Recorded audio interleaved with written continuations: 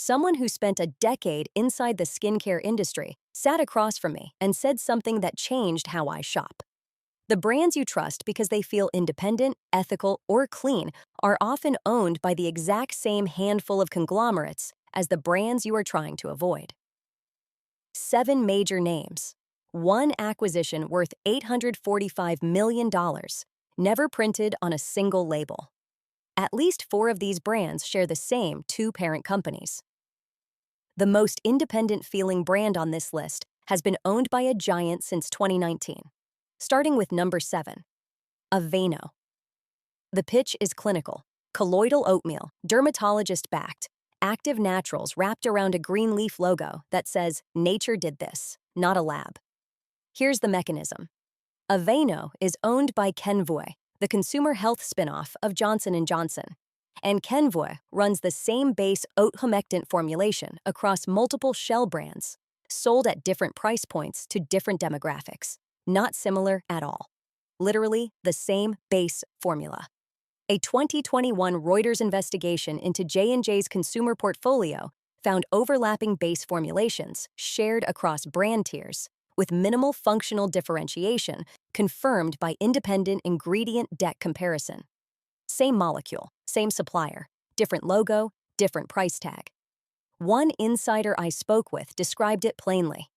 The formulation team builds one base, and the marketing team decides which shelf it belongs on. You paid a clinical premium for a formula sold cheaper under a name you have never heard of. Made by the same company, in the same building, possibly on the same week. The oatmeal was never the innovation, the packaging was. Kenvue confirmed the spin-off from Johnson & Johnson in 2023. But the underlying formulation network, the shared labs, the same contract manufacturers, never changed hands at all. That is duplication, entry level. The next one knew about a problem for years before it said a single word. Number 6. St. Ives Apricot Scrub. Reveal glowing skin, a drugstore shelf staple since before most of you were born. Here's what the insider told me. Unilever's own internal consumer complaint records referenced walnut shell micro tears years before any public reformulation ever happened. A 2018 class action filing in California cited internal Unilever complaint documentation referencing abrasion complaints dating back over a decade prior to the eventual formula change. Not a surprise to the company. A known problem. Filed away. Sat on. Reported repeatedly by customers. Logged carefully by customer service. Escalated internally, according to the filing. And sold anyway, for over 10 more years, with the same jagged shell fragments in every jar. The scrub reveals glowing skin by creating microabrasions first, then selling you the redness as radiance. The tiny cuts were microscopic, but under a microscope, dermatologists documented them clearly, years before the marketing department ever adjusted a single word of copy. That is the illusion. Marketing wrote the ending before the ingredient list wrote the beginning. That is a documented gap between what a company knew internally and what it said publicly for over 10 years. The next one is not a gap. It is a full identity built on a contradiction it never resolved. Number 5. The Body Shop. Against animal testing. Community fair trade. An activist brand identity built by Anita Roddick and worn like a badge by every customer who buys it specifically to avoid corporate beauty. Here's the mechanism. From 2006 to 2017, The Body Shop was owned by L'Oreal, a company with a documented history of animal testing compliance in markets that required it. While The Body Shop's ethical marketing continued completely unchanged, UK Advertising Standards Authority correspondence and multiple consumer advocacy group statements flagged this exact ownership marketing contradiction publicly throughout the entire 11-year ownership period. Not hidden, flagged, repeatedly, and still unchanged. The campaigns kept running. The window displays kept saying against animal testing. The parent company kept cashing the receipts. 11 years of ethical branding, funded by and profiting the exact kind of parent company.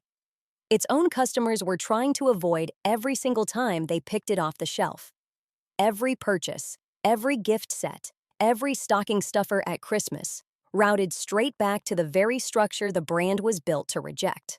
That is an ethics contradiction sustained for over a decade in plain sight, documented by regulators and ignored by no one who was paying attention.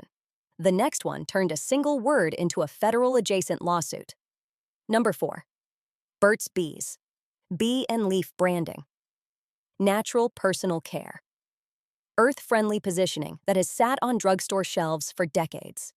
Here's the mechanism. Natural is not a federally regulated term in the United States. Any brand can print it, regardless of what percentage of the formula is synthetic. That is the entire loophole. Print the word. Skip the proof. Let the packaging do what a lab study never had to. A 2013 class action lawsuit filed in California alleged that Burt's Bees products labeled natural contained synthetic ingredients, including phenoxyethanol and polysorbate. The case settled with label changes. No admission of wrongdoing. But the label changed, which means the label needed changing. 2 more class actions followed in later years, alleging the same gap between the word on the front and the ingredient list on the back. The FTC has no binding definition of natural for cosmetics. The word costs the company nothing to print, and it cost you a premium every single time you chose it over an unlabeled alternative sitting right next to it. That is a legal scale deception, built on one unregulated word. The next one is not about a word. It is a recall. Number 3. Neutrogena. Dermatologist recommended. Decades of trust as a skincare authority brand, the name your dermatologist's office keeps in a drawer to hand out. Here's the mechanism. The 2021 benzene contamination recall spanned both aerosol sunscreens and dry shampoo product lines from the same parent brand, and the dry shampoo recall received substantially less public follow-up than the sunscreen recall did. Valisher's 2021 independent lab testing, which triggered the FDA-acknowledged recall, found benzene levels in some tested units exceeding FDA conditional limits by measurable margins across multiple product lines under the same brand name. 2 entirely separate recalls. 1 single parent brand. 1 wave of public attention, and 1 wave that quietly disappeared from headlines within a month. One insider called it the playbook. Let the bigger recall absorb the headlines, and let the smaller one fade quietly into a corporate footnote nobody reads twice. That is a safety scale recall, sitting on a brand built entirely on the word dermatologist. The next one targets an audience too young to read an ingredient label critically. Number 2. Clean and Clear, marketed straight at teenagers. Dermatologist-tested, acne-focused positioning stocked at eye level in the teen skincare aisle. Here's the mechanism. Benzoyl peroxide formulas carry documented sensitization risk in teenage skin, while the marketing emphasizes gentleness, and the product is manufactured on shared production lines with prestige acne treatments priced 4 times higher for a comparable active concentration. A 2022 dermatology sensitization review found BPO formulations across price tiers showed comparable irritation profiles regardless of price point, undermining the premium positioning built around gentler formulation claims at the higher end. The single most price-sensitive, least label-literate audience in all of skincare sold the exact same active concentration the adult prestige aisle charges 4 times more for, in a bottle marketed as made just for them. Same molecule, same concentration. A cartoon-adjacent bottle on one end, a matte black jar on the other, and a 4 times markup sitting entirely on packaging. That is not even the worst one on this list. There is one more, and it is the brand every clean beauty shelf treats as the anti-corporate choice. Before number 1, subscribe right now. The brand I am about to name built its entire identity on not being one of these corporate names. It is not corporate-owned. It is owned by one of the 3 largest beauty conglomerates on the planet, and the acquisition price was $845 million. An insider inside that acquisition described the internal memo simply: keep the founder's face on the packaging, and nothing else needs to change. Starting with number 1. Drunk Elephant. Clean. Biocompatible. No essential oils, no silicones, no fragrance, and an entire brand identity built on being the opposite of corporate beauty. Here's the mechanism. Drunk Elephant was acquired by Shiseido, one of the largest beauty conglomerates in the world, for $845 million in 2019. The acquisition was disclosed in trade press and investor filings. It was never printed on a bottle, a box, or a single piece of primary marketing. One insider familiar with the deal put it bluntly. The founder stayed on camera, the packaging stayed the same shade of yellow, and the ownership stayed exactly as invisible as the buyer wanted it to be. Shiseido's own 2019 investor disclosures confirmed the $845 million acquisition. An independent brand transparency audit by Beauty Independent in 2022 found zero on-package ownership disclosure across the entire Drunk Elephant product line, years after the sale closed. The brand most associated with independent clean beauty in the entire influencer skincare space is a wholly owned subsidiary of a multinational conglomerate pulling in over $8 billion in annual global revenue. The most independent-feeling brand on this list has been owned by a giant since 2019, and it was never on the label. That is the loop this video opened with. That is the loop closing now, permanently. Here is what real transparency actually looks like. Number 3. Real. The Ordinary by Dexium. Every single product prints its exact active ingredient percentage directly on the label, a practice the brand pioneered specifically to strip out the industry's markup opacity. No guessing. No proprietary blend hiding a percentage too small to matter. The number is right there, and it has stayed consistent since the brand launched in 2016. Independent lab verification requests, published by third-party skincare chemists between 2019 and 2023, consistently confirmed labeled percentages matched actual formulation within expected margins. Number 2. Real. Paula's Choice.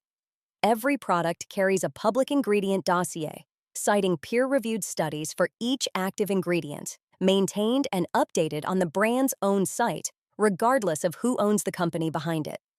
Founded by Paula Bagoon, an outspoken industry critic who built her entire career calling brands out for exactly what this video just did.